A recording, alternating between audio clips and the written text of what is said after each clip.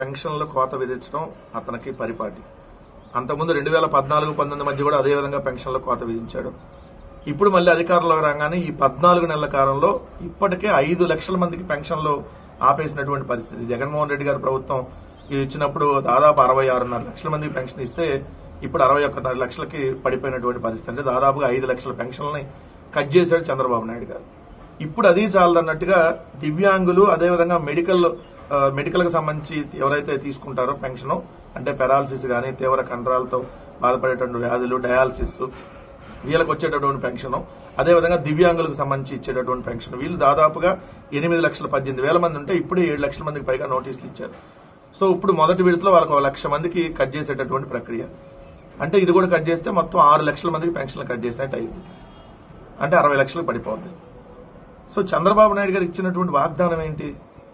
కొత్తగా పెన్షన్లు పెంచుతానని చెప్పి వాగ్దానం చేశారు.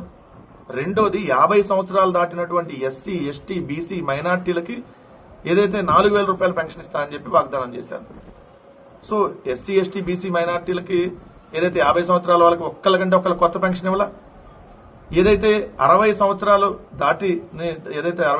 దాటిన వాళ్ళకి పెన్షన్ కంటిన్యూ అవుతుందో ఆ కంటిన్యూ అవుతున్నటువంటి పెన్షన్ లో 5 లక్షల మంది కోత విధించారు. ఇప్పుడు దివ్యాంగుల పెన్షన్, ఏదైతే మెడికల్ పెన్షన్ లో కూడా 1 లక్ష మంది కోత విధించబోతా ఉన్నారు. 3 ఆల్రెడీ కొత్తగా పెన్షన్ల కోసం జగన్మోహన్ రెడ్డి గారి హయాంలో కొత్త పెన్షన్లు జనవరి నెల వరకు ఇచ్చున్నారు. 2024 జనవరి నుంచి మార్చి వరకు అప్లై చేసుకున్న వాళ్ళకి ఎలక్షన్ కోడ్ వల్ల 2 లక్షల మందికి పెండింగ్ ఉన్నాయి. సో అది జూన్ లో ఇవ్వాలి. కానీ చంద్రబాబు నాయుడు గారి అధికారంలోకి వచ్చిన ఆ పెన్షన్ ఇవ్వలేదు. అంటే పెండింగ్ లో ఉన్న పెన్షన్లు ఇవ్వాల. ఆల్రెడీ 2 లక్షలు ఉన్న పెన్షన్లు 5 లక్షలు తీసేశారు. సో కొత్తగా ఇస్తానన్న పెన్షన్లు ఒకటి ఇవ్వాల. 60 సంవత్సరాలు, అప్పుడు 59 సంవత్సరాలు, ఇప్పుడు 60 సంవత్సరాలు అయి ఉన్నారు కదా, వాళ్ళ కొత్త పెన్షన్లు లేవు.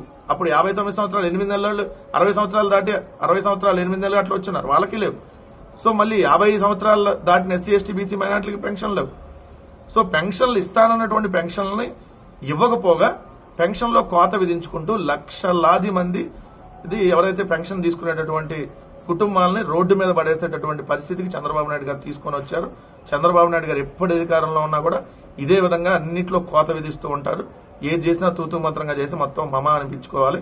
సో దీనివల్ల ఈరోజు దివ్యాంగులు అది ఎంత బాధ, దివ్యాంగులు పెన్షన్ తీసేయాలన్నటువంటి మనసు చంద్రబాబు నాయుడు గారికి ఎట్టొచ్చిందో కానీ దివ్యాంగుల పెన్షన్ ఎవరన్నా తొలగిస్తారా?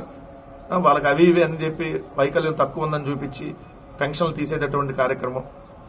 సో వాళ్ళని కూడా దివ్యాంగులను కూడా మోసం చేసినటువంటి దిక్కుమాలిన వ్యక్తి ఎవరన్నా ఉన్నారంటే ఈ చంద్రబాబు నాయుడు గారు, ఈ కూటమి ప్రభుత్వం అనేది స్పష్టంగా మరోసారి రుజువైంది.